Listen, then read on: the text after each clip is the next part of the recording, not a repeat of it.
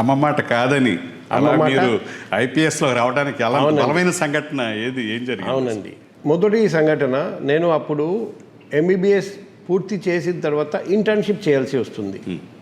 Internship భాగంగా ప్రతి డిపార్ట్మెంట్లో కొన్ని రోజులు పనిచేయాల్సి వస్తుంది జూనియర్ డాక్టర్గా. జనరల్ మెడిసిన్ డిపార్ట్మెంట్లో పనిచేస్తున్నప్పుడు ఒకరోజు రాత్రి పేషెంట్ చూస్తూ, అది రౌండ్స్ అంటాడు మెడికల్ టర్మ్స్లో, ఆ రౌండ్స్ చేస్తూ ఉండగా సడన్గా రాత్రి అప్పుడు అరౌండ్ 10 అవుతుంది, ఒక పేషెంట్కి బ్లడ్ ట్రాన్స్ఫ్యూషన్ ఇవ్వడం జరుగుతుందని చూశాను. మళ్ళీ రౌండ్ అయిపోయినాక మళ్ళీ రిటర్న్ వచ్చి చూస్తే ఆ పేషెంట్ ఎక్స్పైర్ అయిపోయాడు, చనిపోయారండి. బ్లడ్ ట్రాన్స్ఫ్యూషన్ ఇంకా పూర్తి కాలేదు. అప్పుడు నాకు ఆకస్మికంగా అనుమానం వచ్చింది.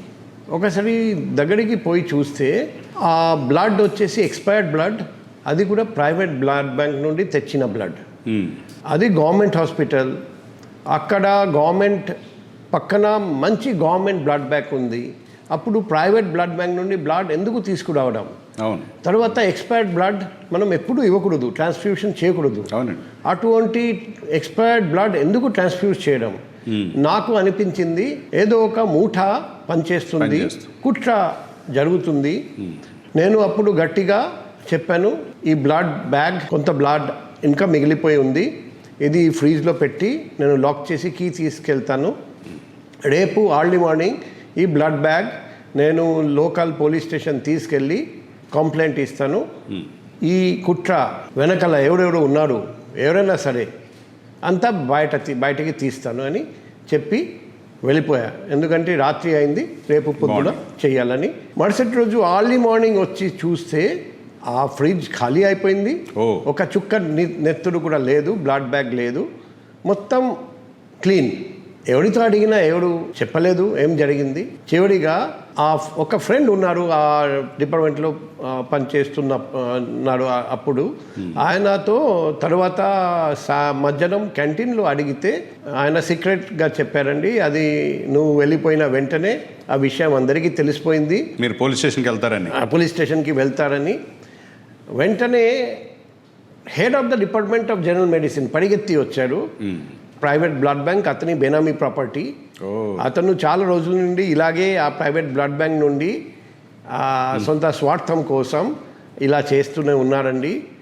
సో దొరికిపోతారని భయంతో ఇమీడియట్గా అతనే ఈ పని చేశారు. ఎటువంటి ఎవిడెన్స్ లేకుండా అంతా ఎవిడెన్స్ డిస్ట్రాయ్ చేశారని చెప్పారండి. ఆ సంఘటన మిమ్మల్ని కలిసివేసి ఉంటుంది. అవునండి. అప్పుడు నేను అప్పుడు వరకు అనుకున్నాను, మెడిసిన్ చాలా నోబెల్ ప్రొఫెషన్, నేను అదృష్టవంతును కాబట్టి నాకు అదృష్టంగా నేను భావించాను. మెడిసిన్ నాకు రావడం, సీట్ రావడం, మెడికల్ కాలేజ్లో సీట్ రావడం. అప్పుడు నాకు అనిపించింది, ఇటువంటి నోబెల్ ప్రొఫెషన్లో కూడా ఇటువంటి అవినీతి జరుగుతూ ఉంటే నేను ఎందుకు పోలీస్ డిపార్ట్మెంట్ జాయిన్ చేయకూడదు, ఎందుకు అటువంటి అవినీతి పరులను బయటికి తీసుకురాకూడదు అని నాకు ఒక ఫీలింగ్ వచ్చింది. కొన్ని రోజుల తర్వాత ఇంకొక ఇన్సిడెంట్ జరిగింది. అది నా ఫస్ట్ టైం ఓటింగ్. ఇక్కడ సీట్ ఏర్పడింది మీకు? అవునండి. ఆ రెండో ఇన్సిడెంట్ ఎప్పుడు జరిగిందంటే, నాకు ఫస్ట్ టైం ఓటింగ్ రైట్ వచ్చింది. 18 దాటిపోతే మనకు ఓటింగ్ రైట్ వస్తుంది. అప్పుడు లోక్సభ పార్లమెంటరీ ఎలక్షన్స్. నా ఫ్యామిలీ అది జాయింట్ ఫ్యామిలీ. గ్రాండ్ మదర్కి 6 మంది కొడుకులు.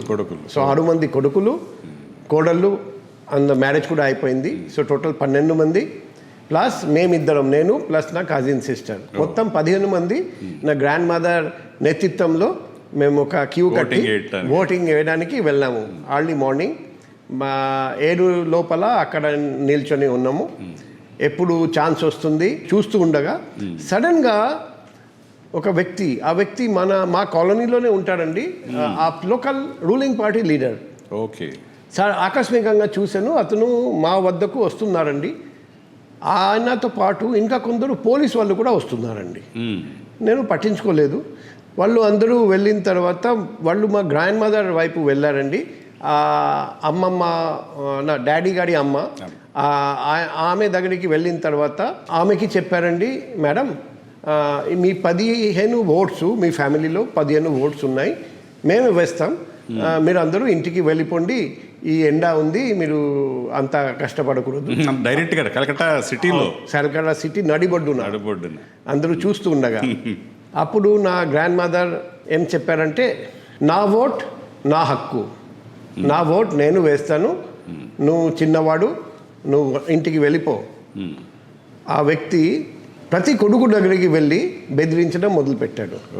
తర్వాత నా అమ్మ దగ్గరికి వెళ్ళి, ఇదిగో నీ అబ్బాయి మొన్ననే మెడికల్ పాస్ చేశారు, ఇంకా మంచి భవిష్యత్తు ఉంది, నీ అబ్బాయి బతకలా వద్దా నువ్వు ఆలోచించుకో డైరెక్ట్గా థ్రెట్. అండ్ ప్రతిసారి ఆ పోలీసు వాళ్ళు కూడా వచ్చి ఒప్పిస్తున్నారు, కొలాబరేట్ అయ్యారు. అవును, పోలీసు వాళ్ళు కూడా ఒప్పిస్తున్నారు.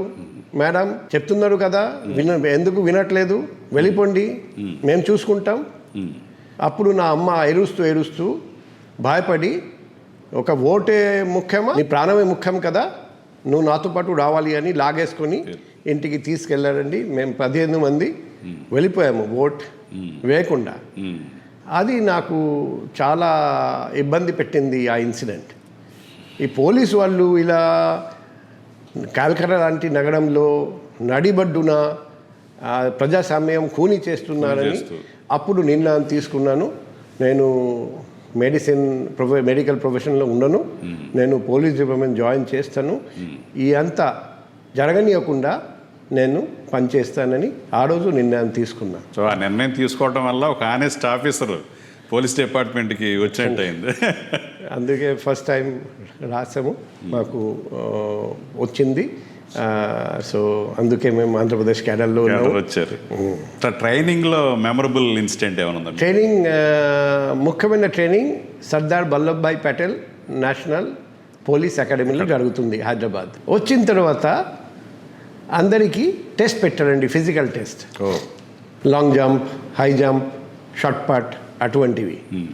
నాకు గుర్తుంది ఎంతమంది పాల్గొన్నారు, ప్రతి ఈవెంట్లో ఫెయిల్ అయ్యాను, 100% ఫెయిల్.